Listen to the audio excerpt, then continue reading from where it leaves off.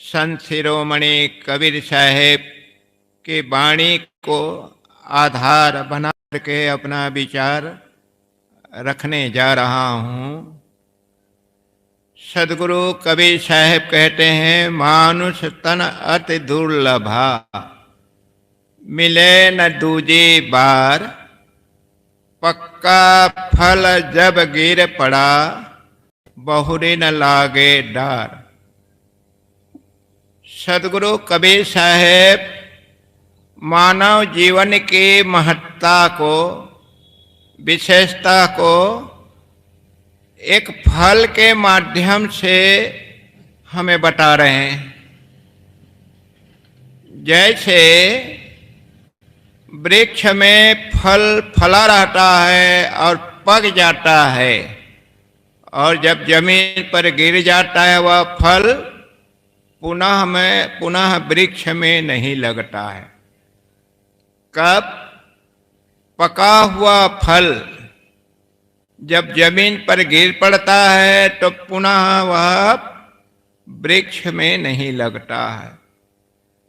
ऐसे हमारा जीवन यदि परिपक्व होकर के समाप्त होगा तो हम जीव शरीर में पुनः नहीं आएंगे। हमारा जीवन फल के समान एकदम पक्का हो जाए, और जब पक्का होकर के शरीर छूटेगा तो जीव को शरीर रूपी वृक्ष में आना नहीं पड़ेगा। अब यहाँ पर बात सोचनी है कि जीवन को पक्का कैसे बनाएं। अभी तो हम जिस जीवन में जी रहे हैं, हमारा जीवन कच्चा बिक रहा है, कच्चा हो करके, क्योंकि कच्चा फल में खटास होता है। ऐसे हमारा जीवन भी अभी मनोविकार से ग्रसित है। क्या क्या गलत कर्म करते हुए मनुष्य नहीं जी रहा। इसी कारण से मनुष्य सदैव दुखी दिखाई दे रहे हैं। तो हमारा जीवन को पक्का बनाना है। अगर पक्का बन करके हम जीवन जिएंगे तो हमारा पुनर्जन्म नहीं होगा, 84 में भटकना नहीं पड़ेगा। तो सदगुरु यही कहते हैं, मानुष तन अति दुर्लभा। कितना दुर्लभ है, रामायण में आप बार बार पढ़ते हैं। मानव जीवन के संबंध में रामायण में बार बार पढ़ते हैं। पढ़ते तो हैं लेकिन शिक्षा नहीं लेते। पढ़ते हैं झुल झुल करके, परंतु शिक्षा नहीं लेते हैं। रामायण शिक्षा देने वाले ग्रंथ है। रामायण पढ़ लेने मात्र से किसी को शांति नहीं मिलेगी, किसी का कल्याण नहीं होगा। रामायण में जो बात लिखी है, अच्छी अच्छी सुधार की बात, समता की बात, एकता की बात, माता पिता की आज्ञा पालन करने की बात, भाई के लिए त्याग करने की बात, इन बातों को यदि हम अपने जीवन में आचरित कर लें तब हमारा रामायण पढ़ना सार्थक कहा जाएगा। लेकिन आज समाज में देखा जा रहा है, भाई भाई लड़ रहे हैं, जबकि राम अपने लघु भ्राता भरत के लिए राज्य छोड़ दिया और भरत अपने बड़े भाई के लिए राज्य को छोड़ दिया। ये रामायण से हम शिक्षा क्यों नहीं लेते हैं? रामायण से इस प्रकार की बातों को हमें अपने जीवन में आचरित करना चाहिए। और रामायण में यह भी बात लिखी है कि ये मानव जीवन की दुर्लभता पर बड़े भाग मानुष तन पावा, सुर दुर्लभ सद ग्रंथन गावा। यह मानव जीवन बड़े भाग्य से मिला है। अनेक जन्मों के पुण्य संस्कार सामने आए तब ये मानव जीवन मिला। कितना बड़े भाग्यशाली हैं। और इसमें एक शब्द और कहा गया, सुर दुर्लभ। सुर माने देवता और दुर्लभ माने देवताओं को मानव जीवन नहीं मिल पा रहा है। देवता तो चाह रहे हैं हमें मानव जीवन मिल जाता, हमें मानव जीवन मिल जाता, ऐसा उनकी चाहना तो है, लेकिन वो चाहने तक ही रह पा रहे हैं, उनको मानव जीवन नहीं मिल पा रहा है। और हम जीवों को, हम मानवों को ये मानव जीवन मिला है। कितना बड़े भाग्यशाली हैं। देवताओं से हम ज्यादा भाग्यशाली हैं। वो अभागा देवता थे, भाग्यशाली मनुष्य आशीर्वाद मांग रहा है। सुभागा, सदगुरु कबीर सुभागा कही कारल लो भलागे, रतन जन्म खोयो। कबीर साहब कहते हैं सुभागा, सुंदर भाग्यशाली मानव तो अभागा देवता के सामने गिड़गिड़ा रहा है, हमें सुखी बना दो, हमें आशीर्वाद दे दो, हमें मोक्ष दे दो। अरे वो स्वयं दुखी है, वो स्वयं देवता दुखी है, तुम्हें कैसे सुखी बना पाएंगे। जैसे कोई भूखा आदमी एक भूखा आदमी के पास जा करके कहे कि भैया मैं 2 दिन से खाया नहीं हूं, मुझे भोजन दे दो, तो वो भूखा आदमी कहाँ से भोजन देगा। तो स्वयं भूखा है, उसके पास तो भोजन है ही नहीं, तो कैसे देगा। ऐसे देवता स्वयं दुखी हैं, तभी तो मानव जीवन पाने के लिए तरस रहे हैं, लेकिन उनको मानव जीवन नहीं मिल पा रहा है। और हम मनुष्यों को मानव जीवन मिला हुआ है। तो भला बताइए, आप निर्णय कीजिए कि आप देवता थे भाग्यशाली हैं कि अभागे हैं।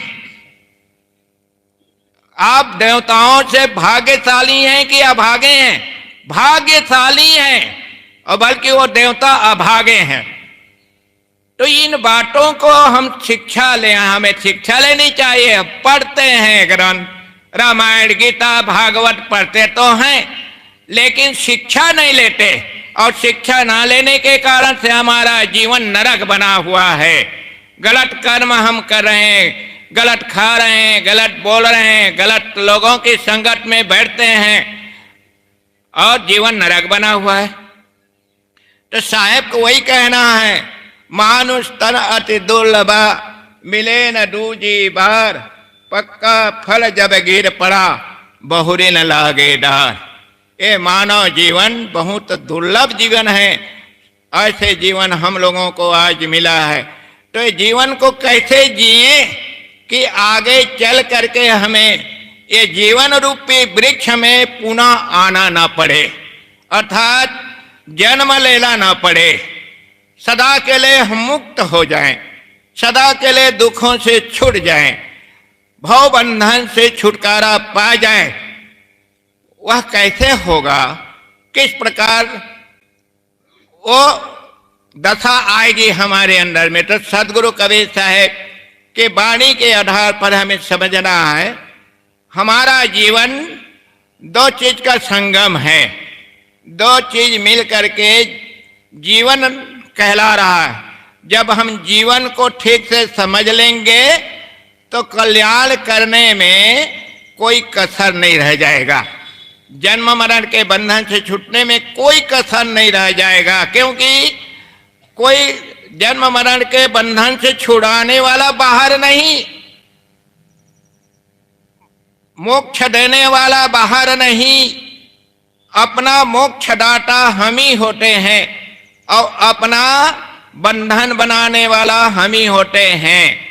बस इधर समाज के जो जिसको हम संत कहते हैं, गुरु कहते हैं, सदगुरु कहते हैं, वो मात्र रास्ता बताने वाले होते हैं। उनके बताए हुए रास्ता के अनुसार हम जब अपने जीवन को जिएंगे, उनके सदुपदेश को जीवन में आचरित करेंगे, सन्मार्ग में चलेंगे तब हमारा कल्याण होगा। गुरु क्या करेंगे? सदगुरु कबीर साहब ने गुरु बिचारा क्या करे, गुरु बिचारा क्या करे, शिष्य ही माही चूक, भावे त्यों पर बोधिए, बांस बजाए फूंक। गुरु बिचारा क्या करेगा? वो अपना फर्ज निभा रहे हैं, सुंदर सीख दे रहे हैं, कल्याण की बात बता रहे हैं, लेकिन शिष्य गुरु के बताए अनुसार से नहीं जी रहा है, गुरु के बताए मार्ग पर नहीं चल रहा है, उनके आज्ञा का पालन नहीं कर रहा है, तो गुरु बेचारा क्या करेगा? गुरु ऐसा तो नहीं अपने कंधे में बैठा करके स्वर्ग ले जाएगा या सतलोक ले जाएगा या मुक्ति धाम ले जाएगा, ऐसा नहीं। गुरु मात्र बताने वाला होता है, लेकिन गुरु को भी समझना होगा कैसे गुरु होना चाहिए, कैसे मार्गदर्शक होना चाहिए। सदगुरु हमें सच्चा गुरु का परिचय दे रहे हैं, सच्चा गुरु, सच्चा मार्गदर्शन। अब हमारे पूर्व प्रवक्ता साहेब ने संत पर अपना बढ़िया परिचय दे करके हम लोगों को संत किसे कहते हैं इनकी जानकारी दी।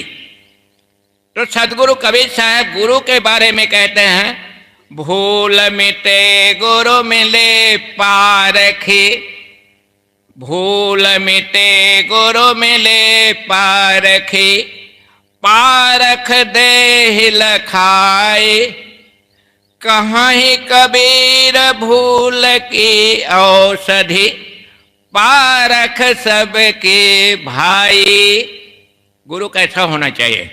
पारखी होना चाहिए।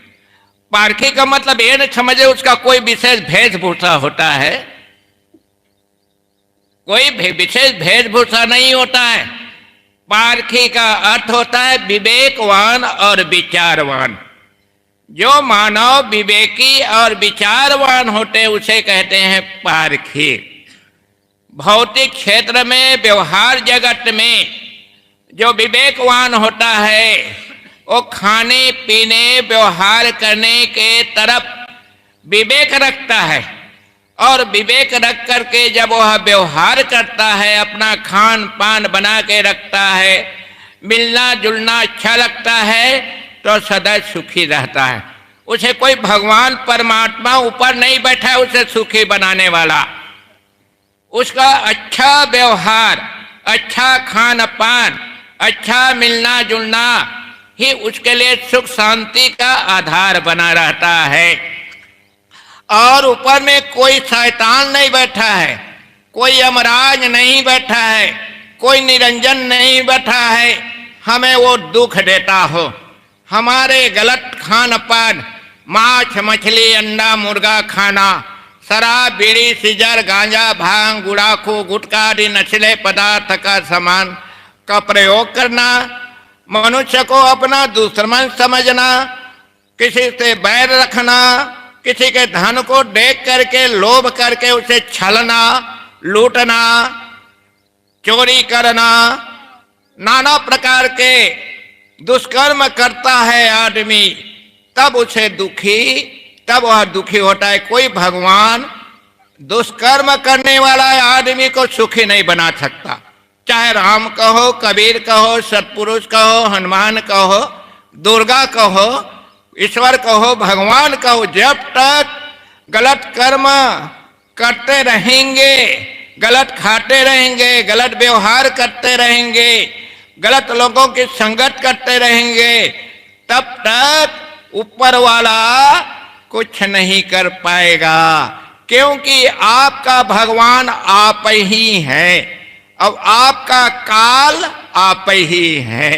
गलत काम करोगे अपना काल बन गए, और अच्छा काम किए अपना भगवान बन गए। क्योंकि अच्छा कर्म करने से आदमी सदा सुखी रहेगा, गलत कर्म करता है तभी दुखी रहता है। तो इस प्रकार से हमारा व्यवहार बहुत सुंदर होना चाहिए, विवेक सम्मत होना चाहिए, विचार सम्मत होना चाहिए। अगर ऐसा हम अपना व्यवहार करते हैं तो निश्चित समझिए हम सुखी रहेंगे, सुखी रहेंगे। और परमार्थ व्यवहार पर मैंने कुछ विचार दिया। अब परमार्थ का अर्थ क्या होता है? परम उद्देश्य। अर्थ माने उद्देश्य, परम माने श्रेष्ठ। ये मानव जीवन का परम उद्देश्य क्या है? जन्म मरण के बंधन से छूट जाना। और जन्म मरण के बंधन से कैसे छूटेंगे? सदगुरु कबीर साहब एक साखी के माध्यम से हमें बताते हैं। जन्म मरण के बंधन से छूटने की युक्ति बता रहे हैं। पहले ज्ञान स्वरूप को, पाछे बंधन चेन, दोनों का परिचय भई, तब ही